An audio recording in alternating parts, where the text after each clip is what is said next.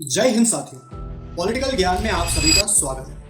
आज मैं बात करने जा रहा हूं राजनीति के एक ऐसे विषय पर जो बहुत ही प्रचलित रूप से उपयोग में आता है लेकिन बहुत चर्चित नहीं है। आज हम बात करेंगे राजनीति के उस हिस्से की जो दिखता नहीं है लेकिन चुनाव वही जितवाता है। चुनावी साइकोलॉजी। हर बार जब कोई नेता जीतता है, कोई पार्टी जीतती है, तो उसके पीछे सिर्फ भीड़ या नारेबाजी नहीं होती बल्कि होती है दिमाग से खेली गई रणनीति, दिमाग से किया गया मैनिपुलेशन। राजनीति में आज जो भी जीतता है वो जनता का मन पढ़ना जानता है, वो जनता को प्रभावित करना जानता है, इन्फ्लुएंस करने के साथ साथ मैनिपुलेट करना भी जानता है। पार्टियां जनता के दिमाग को कैसे टारगेट करती हैं, ये सबसे बड़ा सवाल है। हर पार्टी आज ये जानने में लगी है कि आम आदमी क्या सोच रहा है। इसमें तीन बड़ी चीजें टारगेट की जाती हैं और ये तीनों चीजें इमोशंस के आधार पर होती है। सबसे पहले लोगों का डर दिखाया जाता है कि अगर हम नहीं आए तो आपका नुकसान हो जाएगा, सामने वाला आपके लिए अच्छा नहीं है। दूसरा, गर्व। आपको ये एहसास दिलाया जाता है कि आप जिस समाज, जिस जाति या जिस पहचान से हैं वो महान है, आपको गौरव की अनुभूति कराई जाती है। तीसरा, उम्मीद। वादा किया जाता है कि अगर हम जीते तो आपको नौकरी, सुरक्षा, सम्मान सब कुछ मिलेगा। ये तीन बातें लोगों के मन में घर कर जाती हैं और इसी से कन्वर्ट होता है एक व्यक्ति वोटर। इसके बाद रेपिटेटिव मैसेजिंग को काम में लाया जाता है। जब कोई नेता बार बार एक ही बात कहता है तो लोग धीरे धीरे उस पर भरोसा करने लगते हैं। कोई भी बात यदि बार बार आपके मस्तिष्क में डाली जाए तो आप उसे सत्य मानने लगते हैं। सबका साथ, सबका विकास, माफिया राज खत्म होगा जैसे नारे जो कि बहुत प्रचलित रहे हैं, ये सब बार बार कहे जाने वाले मैसेज होते हैं जो दिमाग में बैठ जाते हैं। इसे ही रेपिटेटिव साइकोलॉजी कहते हैं, जिससे आपके मन को मैनिपुलेट किया जाता है। हर क्षेत्र के लिए अलग अलग रणनीति तैयार होती है, हर क्षेत्र का अलग इमोशन, अलग एक मैनिपुलेशन टैक्टिक है। पार्टियां पूरे देश के लिए एक जैसी बात नहीं करती।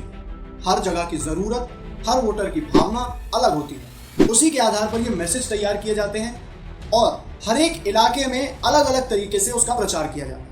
किसी में बेरोजगारी की बात की जाती है, कहीं विकास की बात की जाती है, कहीं जाति की बात की जाती है। ये सब कुछ डेटा पर आधारित होता है। कौन सी जाति कहाँ ज्यादा है, कहाँ लोग किस बात से नाराज हैं, कहाँ किस बात पर ज्यादा जोर दिया जा रहा है, उसी हिसाब से रणनीति बनती है और रेपिटेटिव साइकोलॉजी के जरिए, मैसेजिंग के जरिए आपके इमोशंस को ट्रिगर किया जाता है। अब सबसे बड़ी चीज जो युवाओं को सीखनी चाहिए, अगर आप राजनीति में आना चाहते हैं तो आपको लोगों के मन को प्रभावित करना, ये गुण सीखना बहुत ही जरूरी है। भीड़ इकट्ठा करना, पोस्टर लगाना, ये सब जरूरी है, लेकिन असली खेल है लोगों के मन को समझना, लोगों के मन को अपने हिसाब से चलाना। एक अच्छा नेता जानता है लोग क्या सुनना चाहते हैं, किस बात से जुड़ते हैं और किस बात पर वोट डालते हैं। नेता बनने की सबसे पहली जो एक चुनौती है वो आपको यही आपके समझ आएगी, आपको लोगों के मन को प्रभावित करना होगा। अब इसमें युवा क्या कर सकता है? आप गली मोहल्लों में घूमना स्टार्ट कीजिए, लोगों से बात कीजिए, उनकी समस्याओं को समझिए। क्या उन्हें गुस्सा दिलाता है, क्या उन्हें उम्मीद देता है। अपने भाषण और बातचीत में उन बातों का जिक्र करिए, उन मुद्दों को उठाइए जो उनके दिल से जुड़ते हैं। एक अच्छा नेता बनने के लिए एक अच्छा श्रोता बनना बहुत जरूरी है, क्योंकि राजनीति में सुनना सबसे बड़ा हुनर है और यही आपको एक नेता के रूप में स्थापित भी करेगा। अंत में मैं एक ही बात कहना चाहूंगा कि राजनीति में सिर्फ जीतने की नहीं, सोचने की रणनीति पर काम किया जाता है। आपको लोगों को सोचने पर मजबूर करना होगा कि आप उनके लिए सबसे बेहतर क्यों हैं। लोगों के मन को समझना होगा, उस हिसाब से अपनी रणनीति बनानी होगी, क्योंकि जो जनता के दिमाग को जीत लेता है वही हर बार चुनाव भी जीत लेता है। तो ये आपके लिए सबसे बड़ी सीख है जो आपको राजनीति में आने से पहले बिल्कुल ध्यान में रखनी चाहिए। अगर आपको ये वीडियो अच्छा लगा हो तो लाइक कीजिए, सब्सक्राइब कीजिए और ऐसे ही राजनीतिक रणनीतियों के लिए हमारे चैनल के साथ जुड़िए।